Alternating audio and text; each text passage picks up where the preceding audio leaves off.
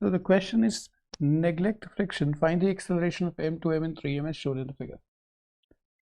So ऐसे question में वही फ्री बॉडी डायग्राम कुछ एक्सेलरेशन की रिलेशनशिप होगी, दैट्स ऑल. तो जो परेशानी है वो अधिकतर लोगों को परेशानी की मोशन कैसे हो रहा होगा. ये टेंशन, सॉरी, ये टेंशन है तो या तो मोशन ऊपर होगा या नीचे होगा. ये टेंशन है, मोशन इधर होगा. ये टेंशन है, ऊपर होगा या नीचे होगा. ठीक है जी. अब अगर आप ध्यान से देखो कि मान लिया ये नीचे जा रहा है टेंशन के अगेंस्ट, तो ये ऊपर आ रहा होगा. अब इस वेज पे तो दो टेंशन लग रही हैं क्योंकि ये इसका ही पार्ट है. एक टेंशन ऐसे लग रही है और एक टेंशन ऐसे लग रही है. तो ये टेंशन तो इसको आगे लेके जाएगी. तो जो वेज का एक्सेलरेशन है, मान लीजिए A3 मान लेते हैं, इसके एक्सेलरेशन को A2 मान लेते हैं और इसके एक्सेलरेशन को A1 मान लेते हैं.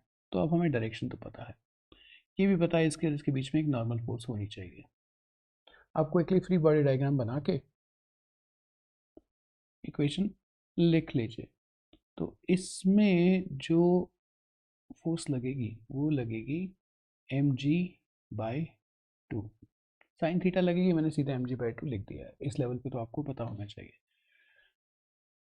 तो इसका फ्री बॉडी डायग्राम m का जो बनेगा वो बनेगा, एक टेंशन है, एक इस तरफ mg/2 है और इसके एक्सेलरेशन को हमने इस तरफ माना है A1. ठीक है जी. अब ज़रा इसका डायग्राम बना लीजिए 2m का. 2m का एक्सेलरेशन ऊपर है A2 और टेंशन भी ऊपर है और नीचे 2m टाइम्स g है. इसी का एक और डायग्राम बना लीजिए क्योंकि एक नॉर्मल फोर्स भी है. नॉर्मल फोर्स इस पे ऐसे लग रही है और इसका एक्सेलरेशन एक A3 भी है क्योंकि ये वेज के साथ कांटेक्ट में ही है.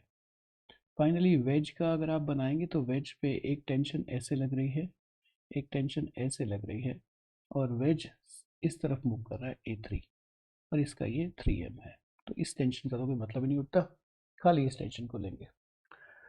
तो अब आप लिखिए जो कि इक्वेशंस हैं मोशन की, उन इक्वेशन ऑफ मोशन की वजह से क्या क्या आना चाहिए. mg/2 minus t is equal to m times A1. पहली इक्वेशन ये बन गई. दूसरी इक्वेशन बन गई t minus 2mg is equal to 2m A2. तीसरी इक्वेशन बन गई n is equal to 3m, sorry 2m A2. A3, ये A3 इसका है और इसकी इक्वेशन बन गई वेज की. वेज की इक्वेशन बन गई, वेज के ऊपर एक नॉर्मल फोर्स भी इस तरफ, सॉरी, इसकी इक्वेशन बन गई t minus n is equal to 3m A3. अब यहाँ पे अगर आप n की वैल्यू सब्स्टिट्यूट कर दें तो मैं यहीं पे एक और इक्वेशन लिख देता हूँ जो कि होनी चाहिए t is equal to 3m A3 plus 2m A3 should be equal to 5m A3. ठीक है जी. ये तीनों इक्वेशन आपके पास आ गई हैं मेन. अब आपके पास A1 A2 A3 और normal. A1 A2 A3 normal हट गया टेंशन, तो यानी कि आपको एक और इक्वेशन चाहिए. उस इक्वेशन के लिए जैसे कि मैं आपसे पहले भी कह चुका हूँ कि अगर एक आपके पास स्ट्रिंग होता है, स्ट्रिंग में टेंशन ऐसे होती है, टेंशन ऐसे होती है. मान लिया स्ट्रिंग ऐसे मूव कर गया है, इस तरफ कुछ है, इस तरफ कुछ है, तो जो net work done by tension होगा, इस तरफ पॉजिटिव होगा, इस तरफ नेगेटिव होगा. ठीक है. तो नेट वर्क डन ज़ीरो हो जाएगा. तो टेंशन का वर्क डन ज़ीरो होता है, तो अगर वर्क डन ज़ीरो होता है तो work done upon time power भी ज़ीरो होगी. तो हम लोग ये कहते हैं कि भाई T dot V sigma is 0, or we can say sigma T dot A is equal to 0 या TA cos theta is equal to 0 sigma. ठीक है जी, तो अब आप यहाँ पे टेंशन भी लिख देते हैं यार, लिख देते हैं, ये लो। तो इसको देखिए, ये नीचे मूव कर रहा है तो टेंशन का वर्क डन यहाँ पे नेगेटिव है, तो यानी कि मेरे पास आएगा -T(A1). ये ऊपर मूव कर रहा है तो पॉजिटिव है, +T(A2). और इस पे दो टेंशन लग रही हैं, एक टेंशन इस तरफ से, इसका वर्क डन पॉजिटिव होगा, इसका वर्क डन 0 होगा क्योंकि ये तो एंगल 90 है। तो +T(A3) इज इक्वल टू 0। तो यहाँ से मेरे पास आया है कि A2 plus A3 should be equal to A1। अब फटाफट से A1, A2, A3 की वैल्यू रखें, T की वैल्यू निकाल लीजिएगा और वहाँ से आपको A1, A2, A3 मिल जाएगा। तो अगर आप A2 की वैल्यू रखें तो A2 की वैल्यू आएगी T/2m। इसको थोड़ा सा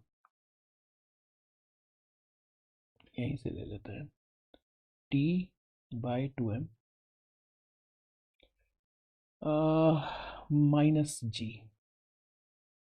ठीक है जी, ये A2 हो गया। अब A3 की वैल्यू आएगी T/5m।